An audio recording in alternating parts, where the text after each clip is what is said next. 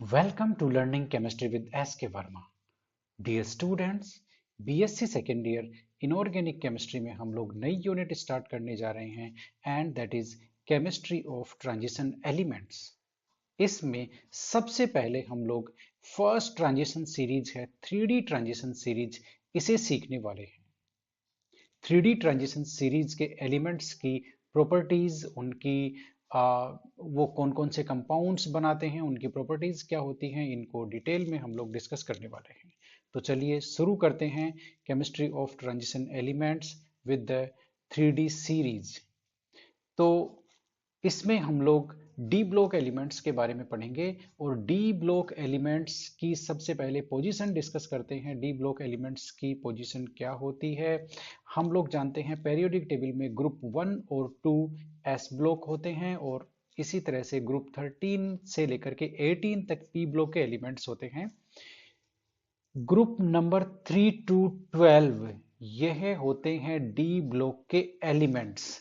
तो इन्हें ही हम हमारे चैप्टर में पढ़ेंगे, डी ब्लॉक के एलिमेंट्स, जिसमें 4 डी सीरीज होती है। तो सबसे पहले मैं आपको बता दूं डी ब्लॉक के एलिमेंट्स क्या होते हैं। ऐसे एलिमेंट्स जिनके जिनके इलेक्ट्रॉनिक कॉन्फ़िगरेशन में लास्ट इलेक्ट्रॉन डी सबसेल में एंटर होता हो, यानी कि आप उसका इलेक्ट्रॉनिक कॉन्फ़िगरेशन लिखेंगे तो जो लास्ट इलेक्ट्रॉन है यदि वो डी सबसेल में आ रहा है तो वो होते हैं डी ब्लॉक के एलिमेंट्स। डी ब्लॉक में 4 डी सीरीज होती है जो आपके सामने है। डी ब्लॉक की जो पहली सीरीज है 3D सीरीज, वो फोर्थ पीरियड से चालू होती है। फोर्थ पीरियड में 3D सीरीज है एटॉमिक नंबर 21 से लेकर के 30 तक, यानी कि एलिमेंट्स स्कैंडियम से लेकर जिंक तक। यह 3D सीरीज है। इसके बाद फिफ्थ पीरियड में 4D सीरीज है, यानी कि इनमें जो इलेक्ट्रॉन की फिलिंग है वो 4D सबसेल में होती है, इसलिए इन्हें हम 4D सीरीज के एलिमेंट्स बोलते हैं। यूट्रियम एटॉमिक नंबर 39 से लेकर के कैडमियम 48 तक।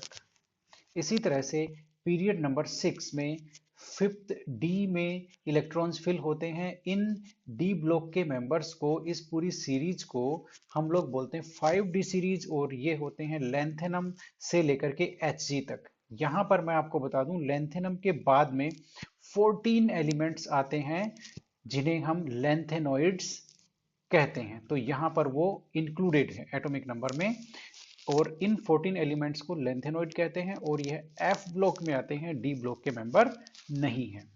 इसी तरह से सेवंथ पीरियड में जो हमारी 6D सीरीज है, जिनमें 6D सबसेल में इलेक्ट्रॉन फिल होते हैं, ये होती है एक्टिनियम 89 से लेकर के CN112 तक। तो यहां पर भी मैं आपको बता दूं एक्टिनियम जो 89 एटॉमिक नंबर है, इसके बाद में 14 एलिमेंट्स आते हैं जिनको हम लोग बोलते हैं एक्टिनॉइड्स। तो ये यहां पर एटॉमिक नंबर में इंक्लूडेड है, लेकिन ये डी ब्लॉक के एलिमेंट्स नहीं होते हैं, एफ ब्लॉक के होते हैं और इन्हें इनर ट्रांजिशन एलिमेंट्स कहते हैं। इसके लिए हमारा एक सेपरेट चैप्टर है। तो अब हम देखते हैं कि यहाँ पर दो टर्म है, डी ब्लॉक एलिमेंट्स और ट्रांजिशन एलिमेंट्स। तो बेसिकली इनमें क्या डिफरेंस है? तो डी ब्लॉक एलिमेंट्स की डेफिनेशन हम लोग डिस्कस कर चुके हैं कि वो एलिमेंट्स जिनके इलेक्ट्रॉनिक कॉन्फ़िगरेशन में लास्ट इलेक्ट्रॉन डी सबसेल में एंटर होता हो, उन्हें हम डी ब्लॉक के एलिमेंट्स बोलते हैं। और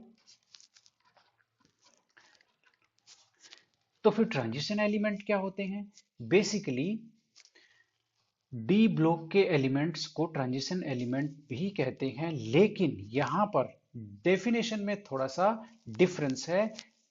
वो ये है, ट्रांजिशन एलिमेंट्स वो होते हैं ऐसे डी ब्लॉक के एलिमेंट्स जिनकी ग्राउंड स्टेट में या उनकी किसी भी ऑक्सीडेशन स्टेट में इनकम्प्लीटली फिल्ड डी ऑर्बिटल्स हो। ध्यान से सुनिए, उनकी ग्राउंड स्टेट में या फिर किसी भी ऑक्सीडेशन स्टेट में इनकम्प्लीटली फिल्ड क्या होने चाहिए? D orbitals. उन्हें ही हम कहते हैं ट्रांजिशन एलिमेंट्स।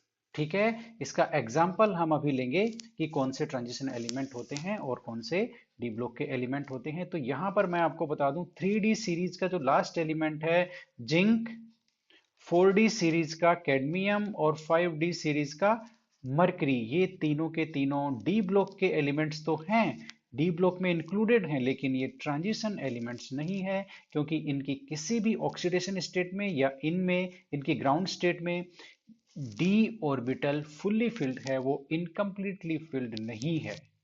जैसे कि हम एक एग्जांपल लेते हैं जिंक का इलेक्ट्रॉनिक कॉन्फ़िगरेशन है 3d10 4s2, और इसका जो एक ही ऑक्सीडेशन स्टेट होती है इसकी Zn2+, जिसमें इलेक्ट्रॉनिक कॉन्फ़िगरेशन है 3d10। तो न तो जिंक की ग्राउंड स्टेट में, न इसकी ऑक्सीडेशन स्टेट 2+ में, किसी में भी डी 3D जो सबशेल है वो इनकम्प्लीटली फिल्ड नहीं है, इसलिए जिंक डी ब्लॉक का एलिमेंट तो है लेकिन ट्रांजिशन एलिमेंट नहीं है। इसी तरह से कैडमियम और Hg में भी सेम रीजन होने की वजह से ये भी डी ब्लॉक के मेंबर हैं लेकिन ट्रांजिशन एलिमेंट नहीं है। तो आपको डी ब्लॉक के एलिमेंट और ट्रांजिशन एलिमेंट का डिफरेंस पता चल गया होगा। ठीक है, यहां पर कुछ और एग्जांपल लेते हैं। कॉपर का इलेक्ट्रॉनिक कॉन्फ़िगरेशन यदि हम लोग देखते हैं तो वह 3d10 4s1 है। यहां पर 3D जो सबसेल है वो कंप्लीटली फिल्ड है। अब लेकिन कॉपर ट्रांजिशन एलिमेंट कंसीडर होता है क्योंकि कॉपर की जो ऑक्सीडेशन स्टेट है Cu2+ और Cu+ में तो 3d10 कंप्लीटली फिल्ड होता है, फुल्ली फिल्ड होता है, लेकिन Cu2+ कॉपर की एक ऐसी ऑक्सीडेशन स्टेट है जिसमें इसमें इलेक्ट्रॉनिक कॉन्फ़िगरेशन होता है 3d9, यानी कि डी सबसेल इनकम्प्लीटली फिल्ड है और इसलिए कॉपर ट्रांजिशन एलिमेंट कंसीडर होता है, कॉपर एक ट्रांजिशन एलिमेंट है। इसी तरह से सेम रीजन की वजह से एक Ag और Au जो पेरियोडिक टेबल में कॉपर के ही ग्रुप में आते हैं, यह 4D सीरीज का एलिमेंट है और यह 5D सीरीज का एलिमेंट है।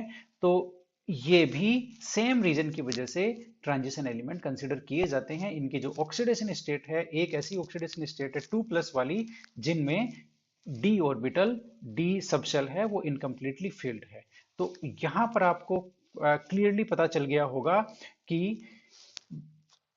सारे जो ट्रांजिशन एलिमेंट्स हैं, सारे ट्रांजिशन एलिमेंट्स हैं वो डी ब्लॉक के एलिमेंट्स तो हैं, लेकिन सारे डी ब्लॉक के एलिमेंट्स ट्रांजिशन एलिमेंट्स नहीं है। ठीक है, तो ये तो हुआ डी ब्लॉक के एलिमेंट और ट्रांजिशन एलिमेंट, जो दो हमारी टर्म है उनमें डिफरेंस। अब हम बात करते हैं डी ब्लॉक के एलिमेंट्स के इलेक्ट्रॉनिक कॉन्फ़िगरेशन की। इनका जनरल इलेक्ट्रॉनिक कॉन्फ़िगरेशन आपके सामने है, n-1 d1 to 10 ns1 to 2। यहां पर यदि n-1 की वैल्यू यदि 3 है तो n की वैल्यू 4 हो जाएगी, तो 3D और 4s, तो वो इस फॉर्मेट में हम लिखेंगे 3D सीरीज के एलिमेंट्स का इलेक्ट्रॉनिक कॉन्फ़िगरेशन। यहां पर इलेक्ट्रॉनिक कॉन्फ़िगरेशन से रिलेटेड कुछ इंपॉर्टेंट बातें हैं, जैसे 3D सीरीज जो स्टार्ट होती है वो स्कैंडियम से स्टार्ट होती है। इसके पहले कैल्शियम, पोटेशियम और कैल्शियम दो एलिमेंट्स होते हैं 19 और 20 एटॉमिक नंबर के। तो जो 19 का जो पोटेशियम एलिमेंट है 19 एटॉमिक नंबर का, उसका इलेक्ट्रॉनिक कॉन्फ़िगरेशन ये या ये, इन दोनों में से एक होता है। आपको सही आंसर पता होगा, 4s1 वाला ये जो है ये सही आंसर है।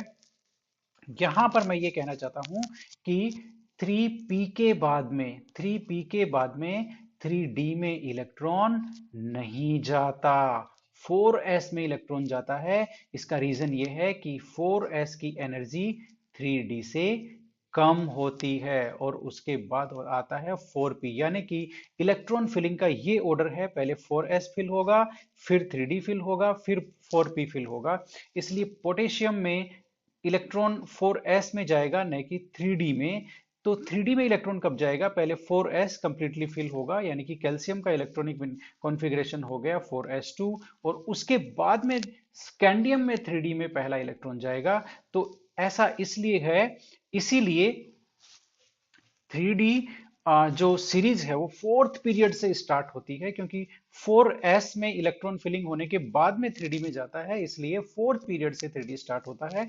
अब यहाँ पर इलेक्ट्रॉनिक कॉन्फ़िगरेशन जो है वो आपके सामने है, 3D सीरीज के सारे एलिमेंट्स का। आप देख लीजिए, स्कैंडियम का इलेक्ट्रॉनिक कॉन्फ़िगरेशन 3D1 4s2 है, टाइटेनियम का 3D2 4s2 हो जाएगा, ये 3D3 है। अब यहाँ पर ये 3D4 नहीं हुआ, ये हो गया 3D5। तो यह एक्सेप्शनली यह इलेक्ट्रॉनिक कॉन्फ़िगरेशन एक्सेप्शन है, क्योंकि यहाँ पर हाफ फिल्ड और fully filled, completely filled orbitals की जो एक्स्ट्रा स्टेबिलिटी है वो यहाँ रीजन है। उस एक्स्ट्रा स्टेबिलिटी की वजह से क्रोमियम का इलेक्ट्रॉनिक कॉन्फ़िगरेशन 3D4 4s2 नहीं हुआ, उसमें एक इलेक्ट्रॉन 4s से 3D में ट्रांसफर हो गया, क्योंकि हाफ फिल्ड और कंप्लीटली फिल्ड ऑर्बिटल्स की स्टेबिलिटी एक्सेप्शनल होती है, एक्स्ट्रा होती है। तो इसलिए क्रोमियम का जो इलेक्ट्रॉनिक कॉन्फ़िगरेशन है वो नॉर्मल ट्रेंड से हटके है, और इसी तरह से फिर आगे सेम ट्रेंड चलता रहेगा। आप देखेंगे कॉपर का जो इलेक्ट्रॉनिक कॉन्फ़िगरेशन है वो भी डिफरेंट है। यहाँ पर निकल में 3D8 है, तो कॉपर में 3D9 और 4s2 होना चाहिए था, लेकिन ऐसा नहीं है, क्योंकि एक इलेक्ट्रॉन 4s से 3D में ट्रांसफर हो गया, जिससे कि यह जो 3D शेल है कॉपर में, 3D सब शेल है, ये कंप्लीटली फिल हो गया, क्योंकि कंप्लीटली फिल्ड और हाफ फिल्ड ऑर्बिटल्स की स्टेबिलिटी एक्स्ट्रा होती है, ज्यादा होती है।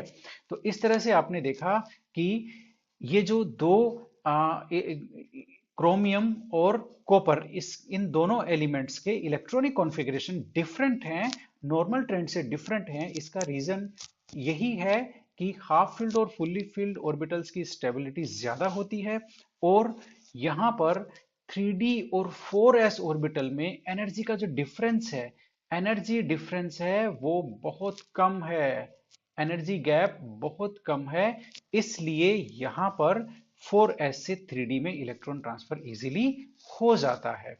तो ये दो रीजन थे जिससे कि कॉपर और क्रोमियम का इलेक्ट्रॉनिक कॉन्फ़िगरेशन डिफरेंट होता है। यहाँ पर हमने रीजन दोनों देख लिए हैं, extra stability of half field और कंप्लीटली फील्ड ऑर्बिटल्स, और दूसरा small energy gap between 4s and 3D orbitals.